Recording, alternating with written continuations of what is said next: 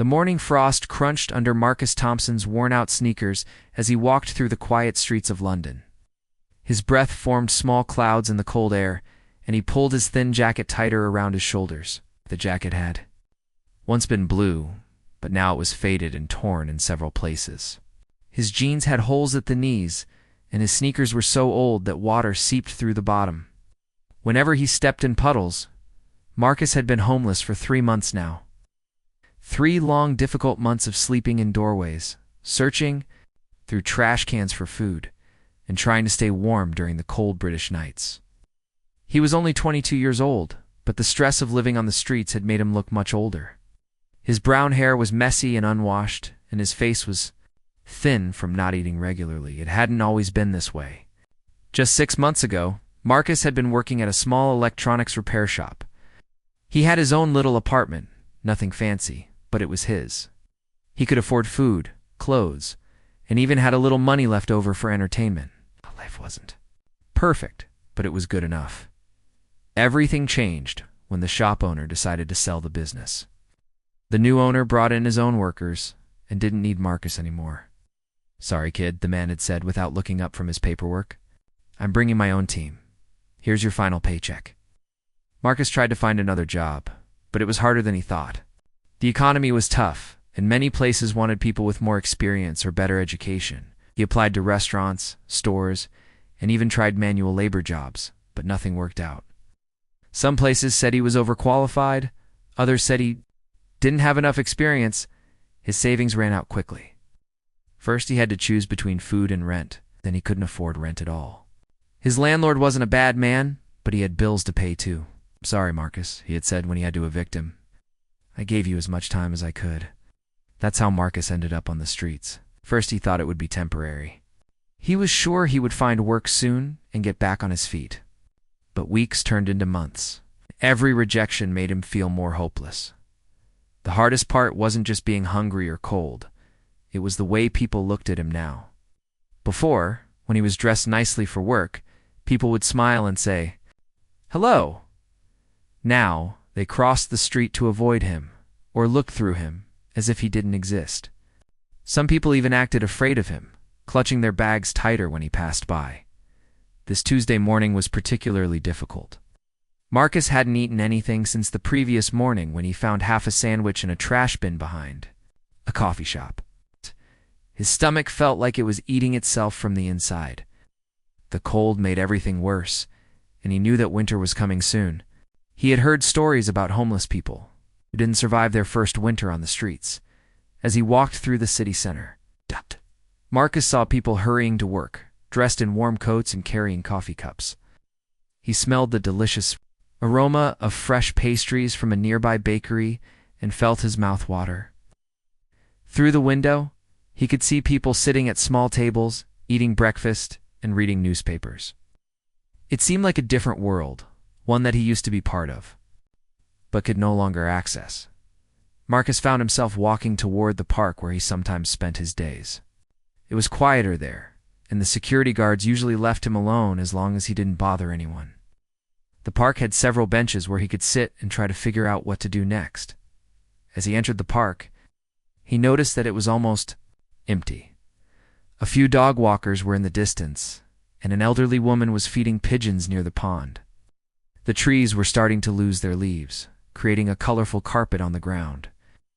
In better times, Marcus might have appreciated the beauty of the autumn morning. That's when he saw the old man sitting alone on a bench near the center of the park. The man appeared to be in his 70s, with gray hair and a weathered face. He was wearing a thick, dark coat that looked warm and expensive. But what really caught Marcus's attention were the medals pinned to the man's chest. There were several of them. Shining in the morning sunlight, they looked like military medals, made of silver and possibly gold. Some had colorful ribbons, and all of them appeared to be well-maintained and valuable. Marcus had never seen anything like them up close, but he had heard that military medals could be worth a lot of money to collectors. The old man's eyes were closed, and his head was tilted back against the bench. He appeared to be sleeping peacefully, completely unaware of his surroundings. Marcus looked around the park again. The dog walkers were still far away, and the woman feeding pigeons was facing the other direction. No one was watching. Marcus felt his heart start to race. He had never stolen anything in his life, not even as a child. His parents had raised him to be honest and hardworking. But his parents were gone now, and he was desperate. Those medals could be his salvation. He could sell them and have enough money for food, maybe even a cheap hotel room for a few nights. He tried to push the thought away. But his empty stomach and the approaching winter made it hard to think clearly. Marcus told himself that the old man probably wouldn't even miss 1 or 2 medals. He likely had many more at home, and he looked well-fed and warm. Surely he could afford to lose a couple of medals. Marcus stepped closer to the bench, his hands shaking with nervousness and cold. The old man didn't move. Marcus could hear his own heartbeat in his ears and felt sweat on his forehead despite the cold morning air. He reached out slowly, his fingers trembling as they moved toward the first medal. This was it. This was the moment that would either save him or make him a criminal. Marcus closed his eyes for a second, took a deep breath, and touched the cold metal of the medal. The moment Marcus's fingers touched the cold metal surface of the medal, the old man's eyes opened. Marcus felt his heart stop beating for a moment. He expected shouting, anger, maybe even violence. He was ready to run as fast as his weak legs could carry him. But instead of the angry reaction he anticipated, the old man simply looked at him with calm, steady eyes that held no fear or rage. The silence stretched between them for what felt like hours, but was probably only a few seconds. Marcus couldn't move his hand away from the medal, frozen by the unexpected gentleness in the old man's gaze. Those eyes were pale blue, like the sky on a winter morning, and they seemed to see right through Marcus's desperation to something deeper. "Those belong to my son," the old man said quietly. His voice was soft but clear, with a slight tremor. That spoke of age and emotion. He died serving his country in Afghanistan 5 years ago. The words hit Marcus like a physical blow. He jerked his hand back as if the metal had suddenly become burning hot. His face flushed red with shame, and he felt sick to his stomach. These weren't just valuable pieces of metal he was trying to steal. They were memories, pieces of a father's heart, symbols of a young man's sacrifice. "I'm sorry," Marcus whispered, his voice barely audible. He took a step back from the bench, wanting to disappear into the ground. "I didn't know. I'm just so hungry, and I thought, ... His words trailed off, because there was no way to finish that sentence that would make what he had done acceptable. The old man continued to study Marcus with those understanding eyes. He didn't look angry or disgusted, which somehow made Marcus feel even worse. Anger would have been easier to handle than this quiet disappointment mixed with what looked like genuine concern. "What's your name, son?" the old man asked, his voice still gentle. Marcus was surprised by the question. In all his months on the street, very few people had bothered to ask his name. Most people either ignored him completely or treated him like he was dangerous. This man, who had every right to be furious with him, was asking for his name as if he actually cared about the answer. "Marcus," he replied, his voice shaking slightly. "I'm William," the man said, and then he did something that completely shocked Marcus. He patted the empty space on the bench beside him. "Why don't you sit down? You look like you could use someone to talk to." Marcus stared at the bench, then at William, then back at the bench. This had to be some kind of trap. People didn't respond to attempted theft by offering friendship. Maybe William was trying to keep him there until the police arrived. But as Marcus looked into those kind eyes, he didn't see any deception, only genuine compassion. "I should go," Marcus said, taking another step back. "I'm really sorry about what I tried to do. I've never done anything like that before." "I believe you," William said simply. "But running away won't solve your problems, will it?" The question stopped Marcus in his tracks. William was right. He had been running from his problems for months, and it hadn't gotten him anywhere except deeper into despair. He looked around the park, wondering if this was really happening. The dog walkers were still in the distance, the woman was still feeding her pigeons, and life was continuing as normal, while his world was being turned upside down by the kindness of a stranger. Against Every instinct that told him to flee, Marcus slowly walked back to the bench.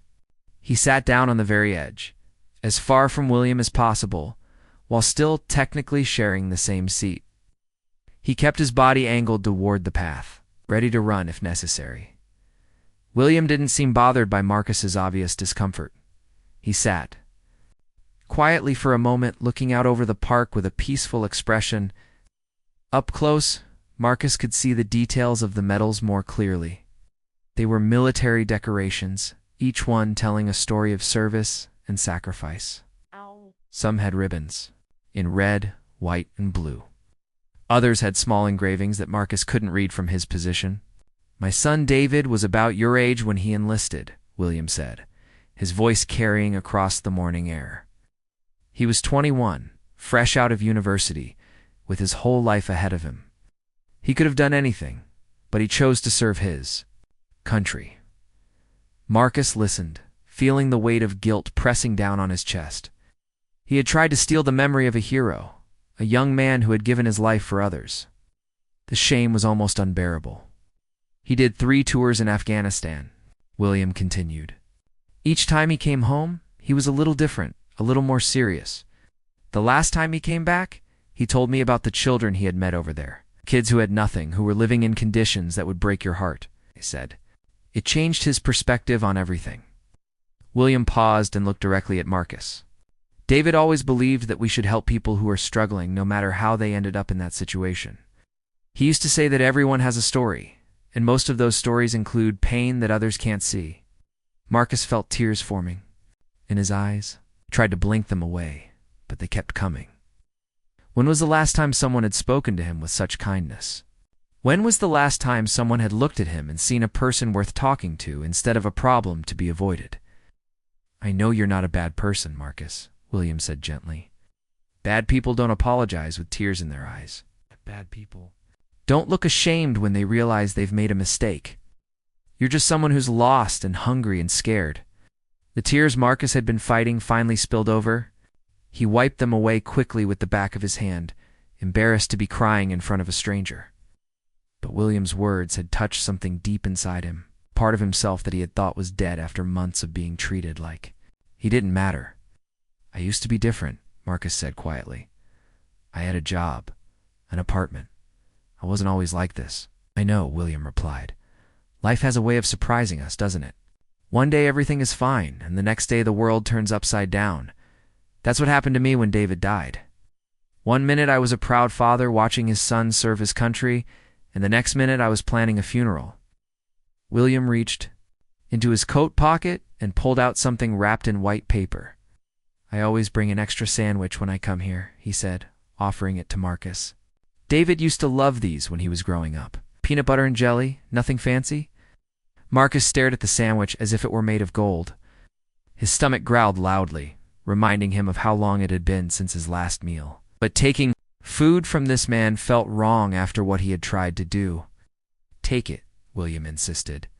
"When did you last eat a proper meal?" Marcus looked at the sandwich in William's outstretched hand, his stomach cramping with hunger. The simple act of kindness felt almost too much to bear after the shame of what he had attempted. His pride told him to refuse, but his body was screaming for nourishment. Yesterday morning, Marcus admitted quietly, answering William's question about when he had last eaten properly. "I found half a sandwich behind a coffee shop." The words came out barely above a whisper, filled with embarrassment. At having to admit he had been eating from trash bins, William's expression softened even more, if that was possible. He gently pressed the sandwich into Marcus's hands. "Please, eat. There's no shame in accepting help when you need it." Marcus unwrapped the sandwich with trembling fingers. The white bread was soft and fresh, and he could smell the sweet peanut butter and grape jelly. He took a small bite first, trying to maintain some dignity, but the taste overwhelmed his senses. Before he knew it, he was eating quickly, trying not to wolf it down but unable to stop himself. "Slow down," William said kindly. "It's not going anywhere. I have some water, too." He pulled out a small bottle of water from his other pocket and set it between them on the bench. As Marcus ate, William continued talking. "I come here every Tuesday morning. This was David's favorite place in the whole city. When he was little, maybe 7 or 8 years old, I would bring him here to feed the ducks. He would get so excited, running around with breadcrumbs, laughing. When the ducks would follow him, Marcus paused his eating to listen, the sandwich providing enough energy for him to focus on William's words properly for the first time. As he got older, he would come here to think, William continued, his eyes distant with memory. When he was deciding whether to join the army, he spent hours on this very bench. When he was nervous about his first deployment, we sat here together and talked about his fears. And when he came back from his tours, this is where he would come, to find peace. William touched one of the medals on his chest gently. After he died, I didn't know what to do with myself. The house felt too empty, too quiet. His mother had passed away 3 years earlier from cancer, so it was just me rattling around in that big house full of memories. Marcus finished the sandwich and opened the water bottle, drinking carefully so he wouldn't make himself sick. The food and water were already making him feel more human, more capable of thinking clearly. One day, about 6 months after the funeral, I was going through David's things, William continued. I found a journal he had kept during his last tour. Ow. Most of it was about the mission, the other soldiers, the conditions they faced. But there were several entries about the local children he had met. William pulled out a small, worn notebook from his jacket pocket. He wrote about a boy named Ahmad who reminded him of himself at that age. Ahmad's father had been killed in the conflict, and his mother was struggling to feed her 3 children. David started sharing his rations with them, and he convinced other soldiers to help too. Marcus watched as William carefully opened the journal to a specific page.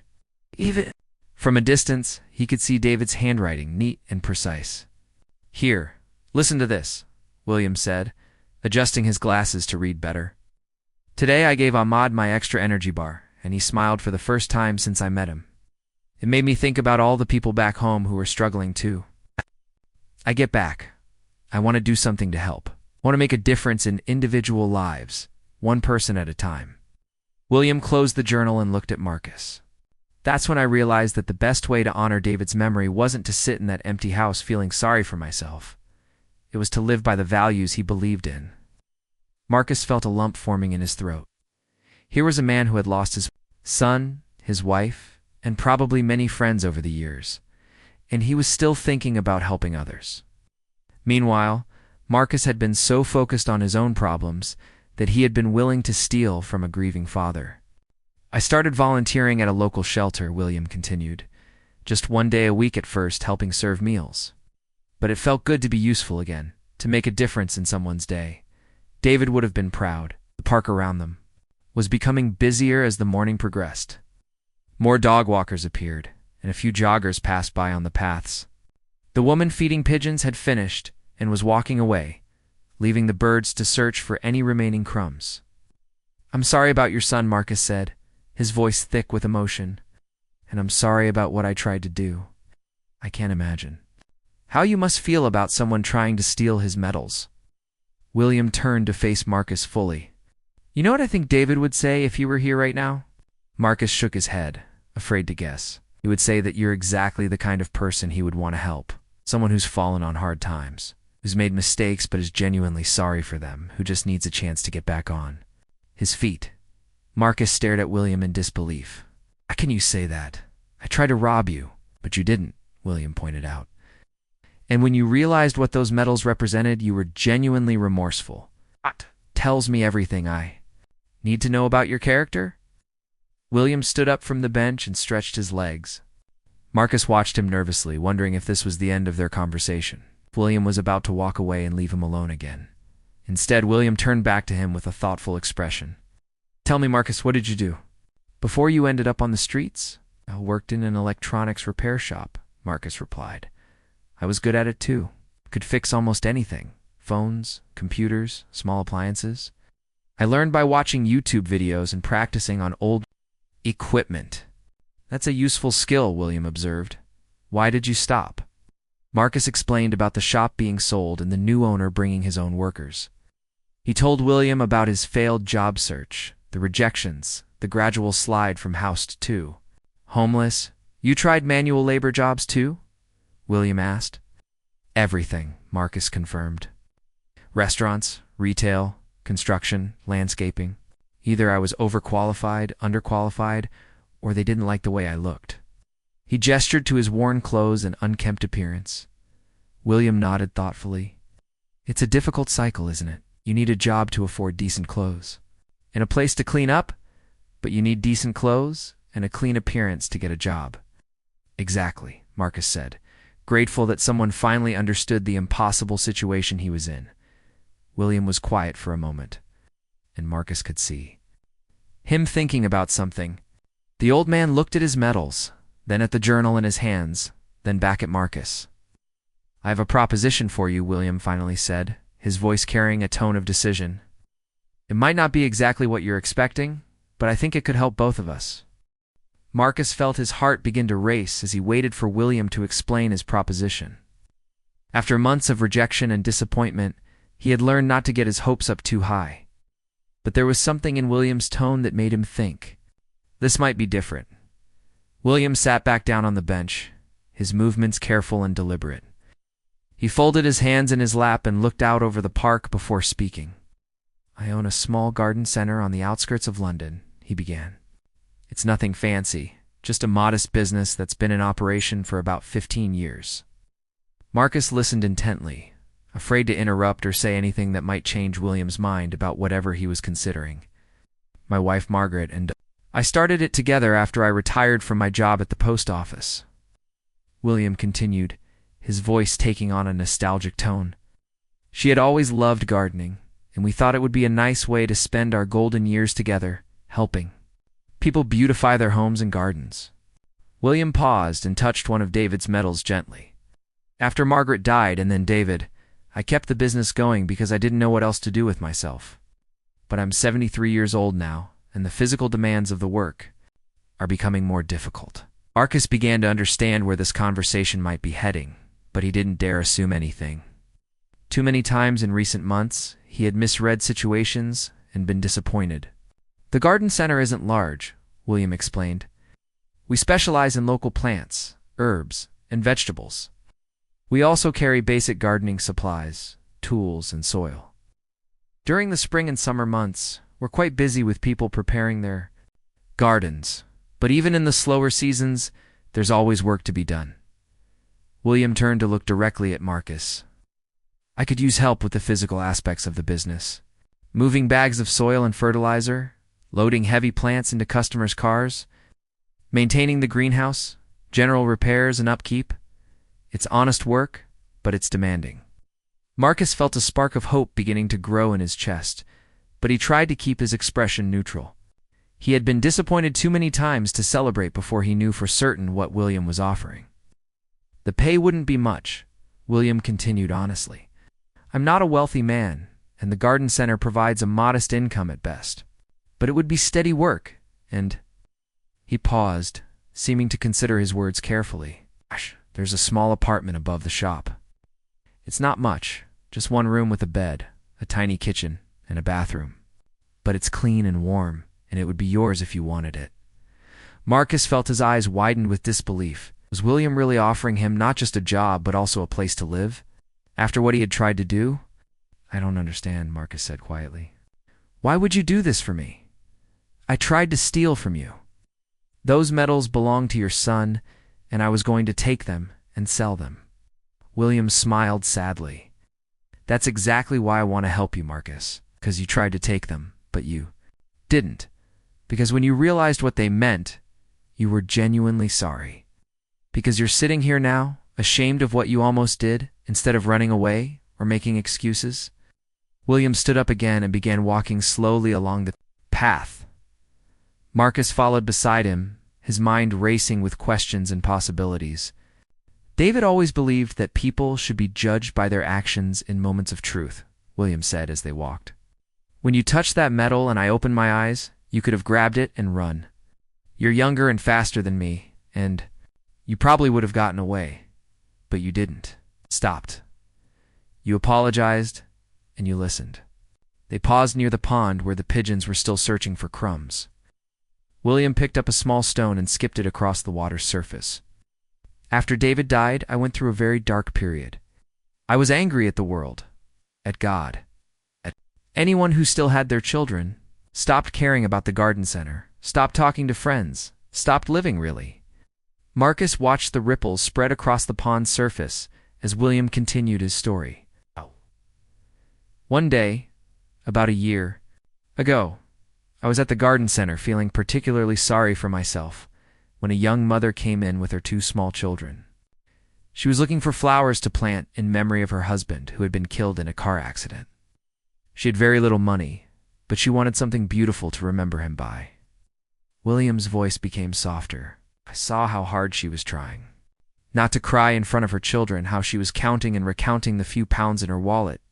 It reminded me of something David had written in his journal about helping others even when you're hurting yourself. They resumed walking, taking a path that led toward the park's exit. I ended up giving her the flowers for free, and I helped her plant them in her garden the next day. Watching those children's faces light up when they saw the beautiful flowers, honoring their father, it was the first time I had felt anything positive since David's funeral. Marcus found himself deeply moved by William's story. Here was a man who had every reason to be bitter and withdrawn, but who had chosen to honor his son's memory by helping others. That's when I started volunteering at the shelter, William continued. And that's when I began to understand what David meant about making a difference one person at a time. Every person I've helped since then has helped heal a little piece of my broken heart. They had reached the park's main entrance. William stopped and turned to face Marcus. So you see, Marcus, offering you this job isn't just about helping you. It's about helping me too. It's about living the way David would want me to live.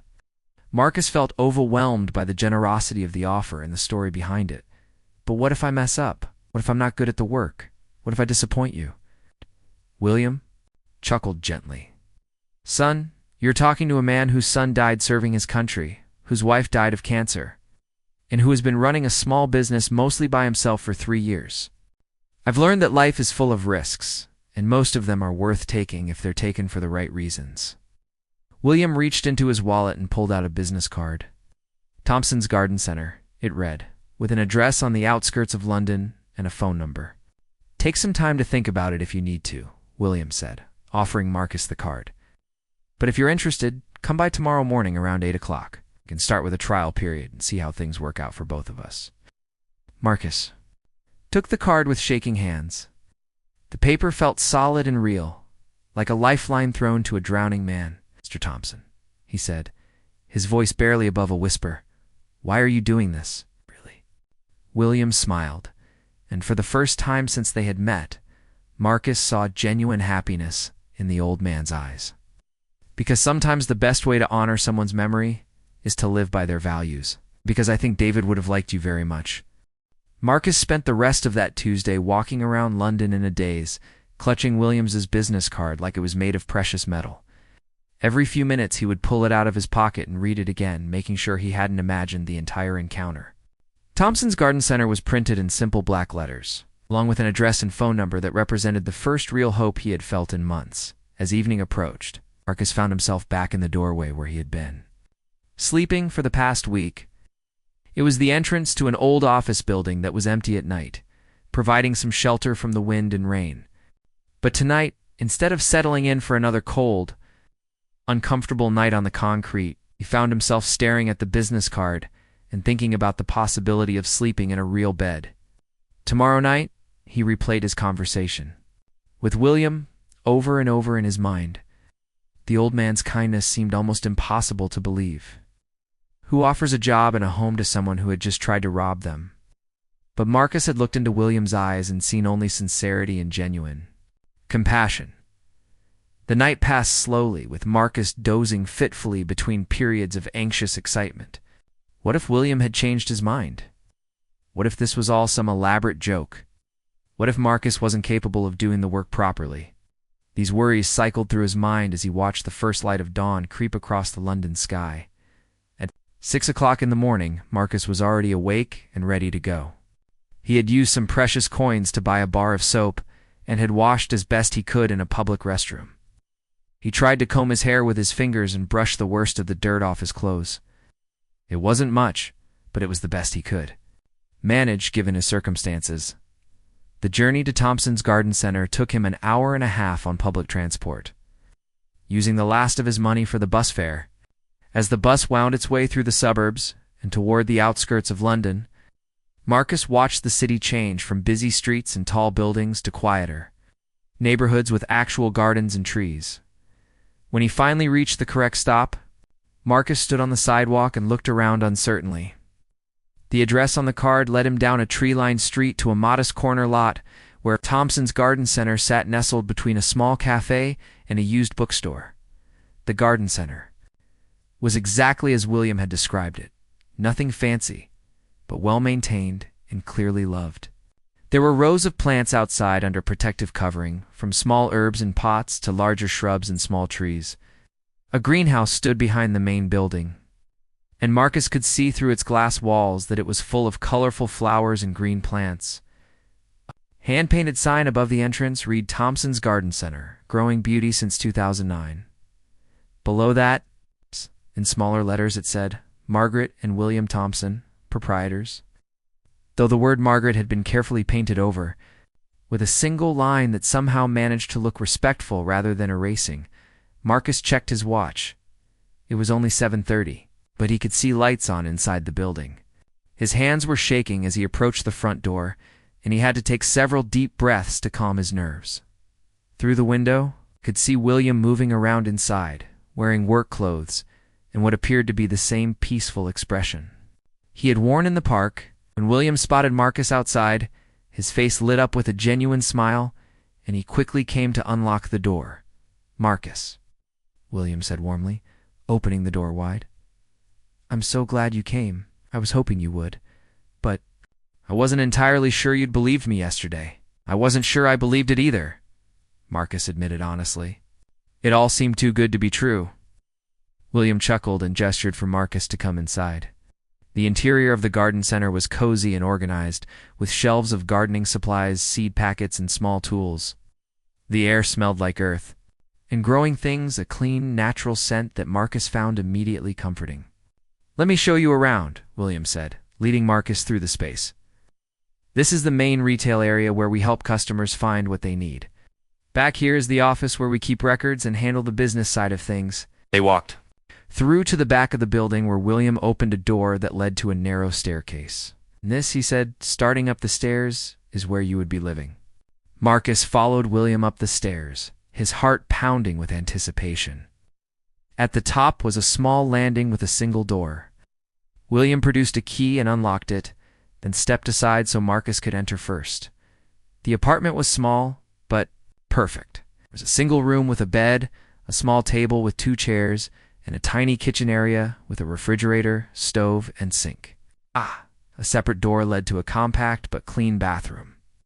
The walls were painted a warm white, and there were 2 windows that let in plenty of natural light. It's not much, William said, sounding almost apologetic. Margaret used to use it as a craft room, but after she died, converted it into a small apartment, thinking I might rent it out someday.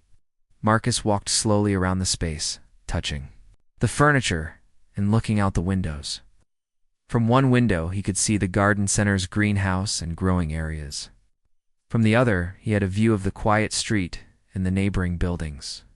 After months of sleeping on concrete and in doorways, it looked like a palace. It's perfect, Marcus said, and he meant it completely. William smiled. The rent would come out of your wages, of course, but it would be reasonable. You'd have your own space, your own key, complete privacy. They went back downstairs, and William began explaining the work that needed to be done. Morning routine starts at 8, he said, pulling on a pair of work gloves. We check all the plants for watering needs, make sure the greenhouse temperature is correct, and organize any deliveries that might be coming in. Marcus listened carefully, asking questions when he wasn't sure about something. William was patient and thorough in his explanations, and Marcus began to realize just how much knowledge and skill went into running even a small garden center. The physical work can be demanding, William warned, as they walked toward the greenhouse. We get deliveries of soil, fertilizer, and mulch in heavy bags. Customers often need help loading trees and large plants into their cars. And during busy seasons, we might be on our feet for 10 hours a day. Marcus nodded, feeling more confident about this aspect than anything else. Physical labor was something he could handle, and after months of walking the streets and sleeping rough, he was probably in better shape than he realized. But it's also rewarding work, William continued, opening the greenhouse door. You get to help people create beautiful spaces in their homes and gardens. You learn about plants and growing things, and there's something peaceful about working with your hands and being around living, growing things. The greenhouse was warm and humid, filled with the sound of a gentle ventilation system and the occasional drip of water. Rows of tables held hundreds of plants in various stages of growth, seedlings just beginning to sprout, established plants ready for sale, and some larger specimens that were clearly Williams's pride and joy. This is where I spend most of my time, William admitted. Touching the leaves of a particularly healthy-looking tomato plant. Margaret always said I had a green thumb. Oh, I think it's more about paying attention to what the plants need and being consistent about providing it. As they toured the greenhouse, William explained the basic principles of plant care, watering schedules, fertilization, pest control, and temperature management. Marcus found himself genuinely interested in the information, asking questions about different types of plants and their specific needs. You're catching on quickly, William observed with approval. That's important in this business. Every plant is a little different, and customers often have questions about specific growing conditions or problems they're having. They spent the next hour working together, with William showing Marcus how to check soil moisture, identify signs of plant stress, and organize the greenhouse efficiently. Marcus was surprised by how much he enjoyed the work. There was something satisfying about caring for living things, about being part of the process that would eventually bring beauty and food to people's homes. Around 10 o'clock, their first customer of the day arrived, a middle-aged woman looking for herbs too. Plant in her kitchen window. Marcus watched as William helped her select the right plants and gave her detailed instructions for care. The woman left happy, carrying a small collection of basil, rosemary, and thyme plants. That's the best part of this job, William said after she had gone. Helping people succeed with their plants. Mrs. Henderson there has been coming here for 3 years now. In every season, her garden gets a little better. As the morning progressed, more customers came and went.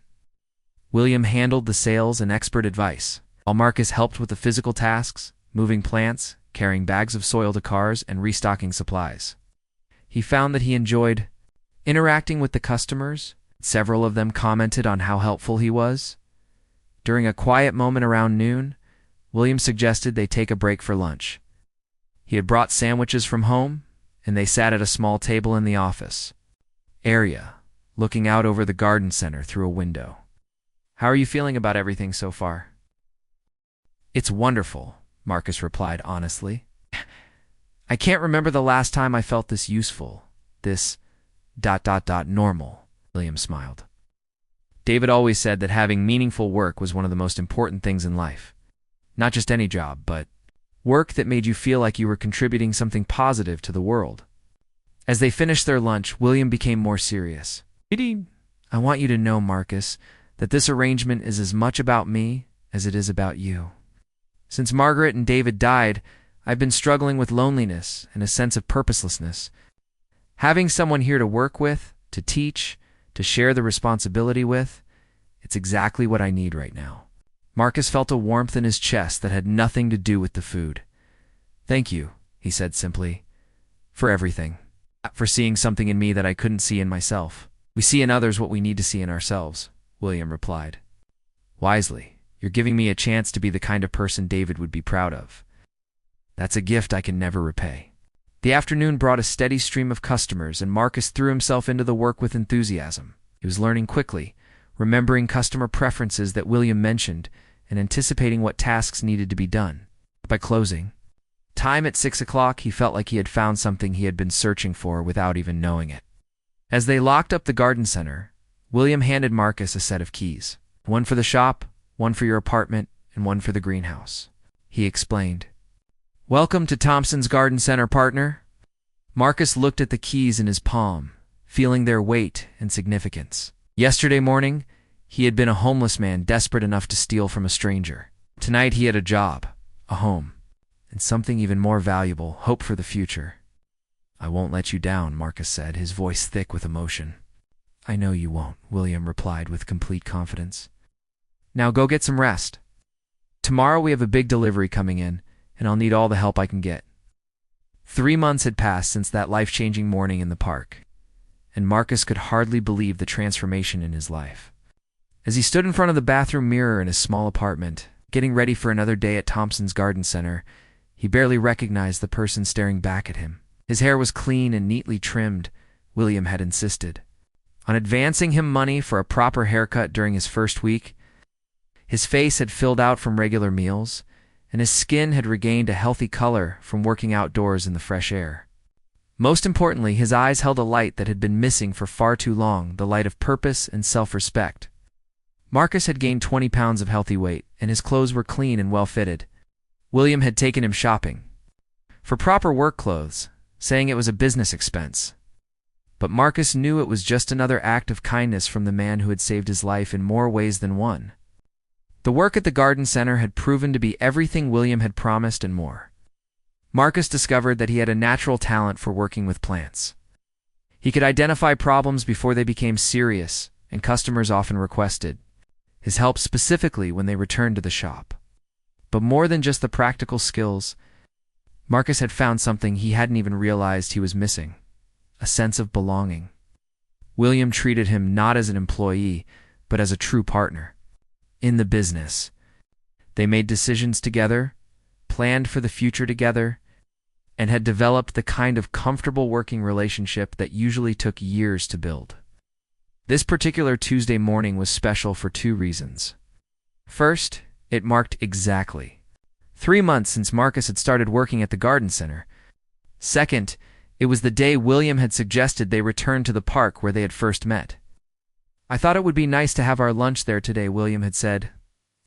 Evening before. Full circle, you know. As Marcus walked downstairs to begin the morning routine, he found William already in the greenhouse, tending to a new shipment of spring flowers that had arrived the day before. "Good morning," William called out cheerfully. "How are the tomato seedlings looking today?" Marcus checked the section of the greenhouse where they were nurturing several dozen tomato plants from seeds. "Growing strong," he reported. "I think we'll be able to move them to larger pots by the end of the week." They worked together in comfortable companionship, completing the morning tasks that had become second nature to both of them. Marcus handled the physical aspects while William managed the more delicate work that required years of experience. Their first customer of the day was Mrs. Henderson, the woman Marcus had observed during his first day. She had become one of his favorite customers, always eager to try new plants and full of questions about gardening techniques.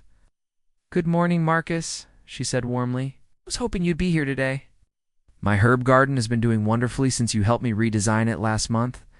Marcus felt a surge of pride as he helped Mrs. Henderson select some new additions to her garden. The confidence he displayed now was a far cry from the desperate young man who had tried to steal medals just 3 months earlier. As the morning progressed, Marcus found himself thinking about how much his life had changed. He had a steady income now, enough to cover his basic needs and even save a little money each month.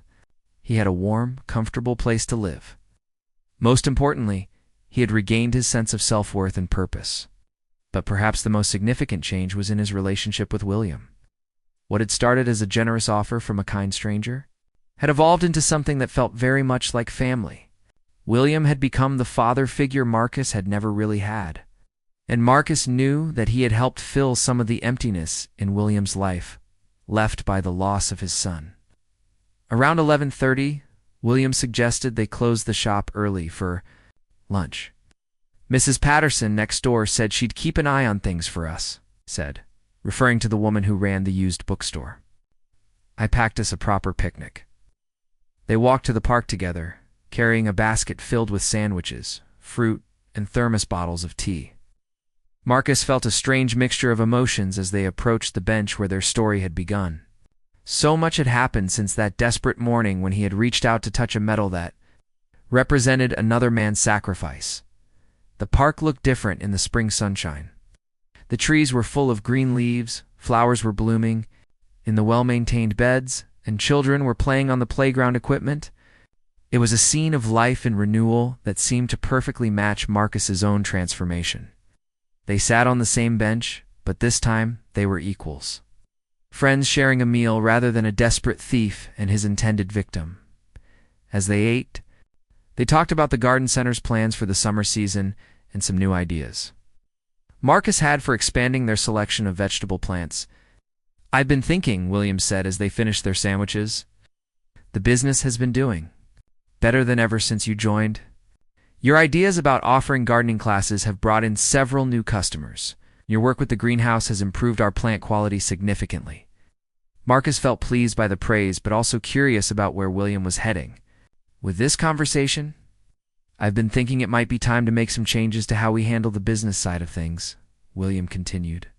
"I'm getting older, and while I'm not ready to retire completely, I think it would be wise to start sharing more of the responsibility." William reached into his jacket pocket and pulled out some official-looking papers. "I've had these drawn up by my solicitor," he said, offering them to Marcus. "I'd like to make you a proper partner in Thompson's Garden Center, not just an employee."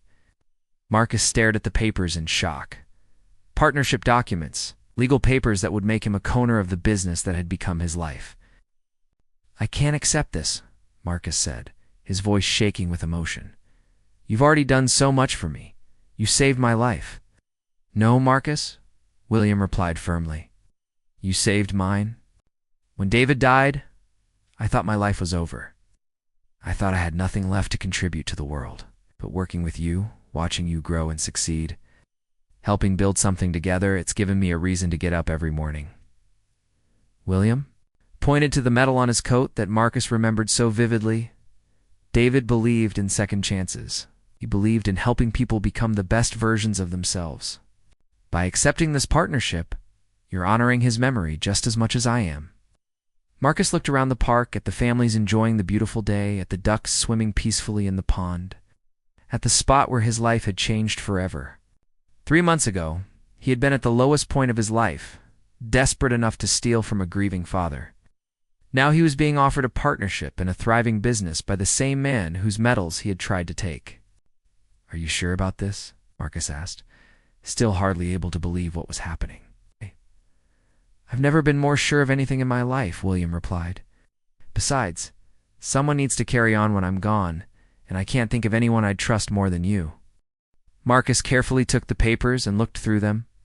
The terms were more than generous. William was offering him a full 50% partnership, with equal say in all business decisions. "There's one condition," William said with a slight smile. "We keep the name Thompson's Garden Center. Margaret would haunt me if we changed it now." Marcus laughed, feeling tears of joy and gratitude flowing down his cheeks. "I think that can be arranged." They shook hands formally, sealing the partnership, and then William pulled Marcus into a fatherly embrace. "Welcome to the family, son," he whispered. As they sat back on the bench enjoying the spring afternoon, Marcus reflected on the incredible journey that had brought him to this moment. A simple act of desperation had led to an encounter with extraordinary kindness, which had transformed both their lives in ways neither could have imagined. "I have something for you too," Marcus said, reaching into his own pocket. He pulled out a small, wrapped package and handed it to William. William unwrapped it carefully, revealing a small framed photograph. It showed the garden center on a busy Saturday morning, with Marcus and William working side by side, both of them smiling as they helped a young family select plants for their first garden. "Mrs. Patterson took this last month," Marcus explained. "I thought you might like to have it." William studied the photograph for a long moment, then looked up at Marcus with tears in his eyes. "David would have been so proud," he said softly, "of both of us." As they packed up their picnic and prepared to return to work, Marcus took one last look around the park. This place would always be special to him, not just as the location where his life had changed, but as a reminder that sometimes the worst moments of our lives can lead to the best outcomes if we're open to the kindness of others and willing to become better than we were.